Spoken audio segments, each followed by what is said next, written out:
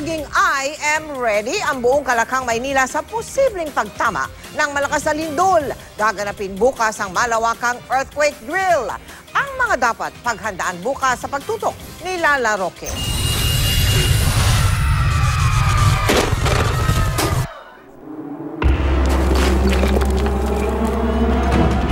Sa July 30, 2015, araw ng Huwebes, ganap na alas 10:30 ng umaga sa buong Metro Manila.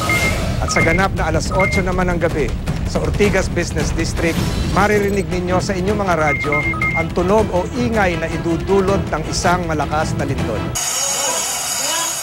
Lahat hinihikayat na makiisa bukas sa isang oras ng Metro Manila Shake Drill, ang pinakamalaking earthquake drill na isasagawa sa buong Kamaynilaan. Sa mga simbahan, kakalembang ang mga kampana. Maririnig ang sirena sa lahat ng istasyon ng bumbero. Patutunugin din ang mga bell sa lahat ng eskwelahan at maging sa mga mall.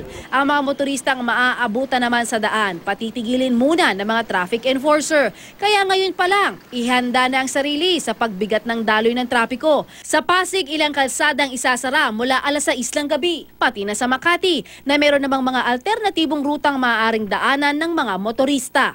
Hindi naman ihihinto ang operasyon ng MRT at LRT, pero makikiisa sa drill ang mga empleyado ng DOTC para maging handa sa pagtulong sa mga pasahero.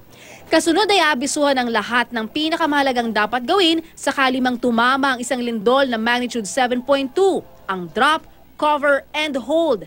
Gagawin sa loob ng 45 segundo. Pagkatapos ito, may mga itinakdang aktibidad sa mga evacuation o command center. Hinati ang Metro Manila sa 4 na quadrant para puntahan ang mga maaapektuhan sakaling lumindol. Ang Northern Quadrant, binubuo ng Caloocan, Valenzuela, San Juan, Mandaluyong at Quezon City. Sa golf course ng Veterans Memorial Medical Center, ililikas ang mga taga rito. Western Quadrant naman ang Manila, Navotas at Malabon. Sa Intramuros Golf Course naman ang magsisilbi nilang evacuation area.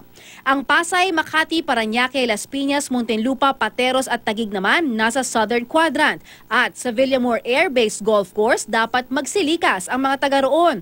At panghuli, ang Marikina at Pasig naman ang Eastern Quadrant at ang LRT2 Santolan Depot ang kanilang evacuation o control center. Kaisa ang Kapuso Network sa Shake Drill.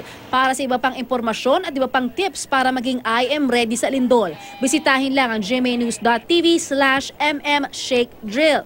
Maaari ring ibahagi ang inyong karanasan sa gaganaping Shake Drill gamit ang hashtag I am ready at hashtag mmshakedrill.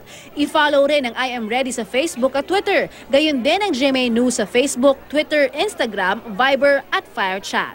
Lala Roque, nakatutok 24 oras.